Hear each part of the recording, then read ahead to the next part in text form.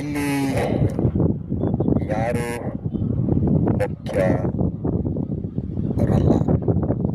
ಇಲ್ಲಿ ಯಾರು ಅಮುಖ್ಯರಲ್ಲ, ಇಲ್ಲಿ ಯಾರು ಕೂಡ ಯಕಶ್ಚಿತ್ ಅಲ್ಲ.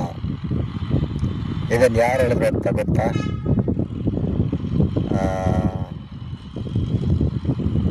ಎಲ್ಲ ತುಂಗ, ಕಾವೇರಿ, ಭದ್ರಾ, ಕೃಷ್ಣ, ಗೋದಾವರಿ ಎಲ್ಲ ನೀರು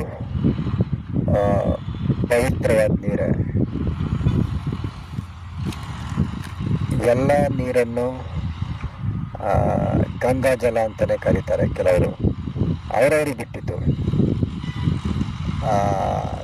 ಅದೊಂದೇನೋ ಹೇಳ್ತಾರೆ, ಏನೋ ಯದ್ಭವತಿ, ಏನು ಅನ್ಕೊಳ್ತೀರಾ ಹಂಗೆ ಆಗತ್ತೆ ಅಂತ. ನನಗಷ್ಟೆಲ್ಲ ಇದೆಲ್ಲ ಗೊತ್ತಿಲ್ಲ. ಕನ್ನಡದಲ್ಲಿ ಇನ್ನೂ ತುಂಬ ತುಂಬ ವಿಚಾರಗಳಿದೆ. ಒಬ್ಬರು ಕವಿದು ಪುಸ್ತಕಗಳು,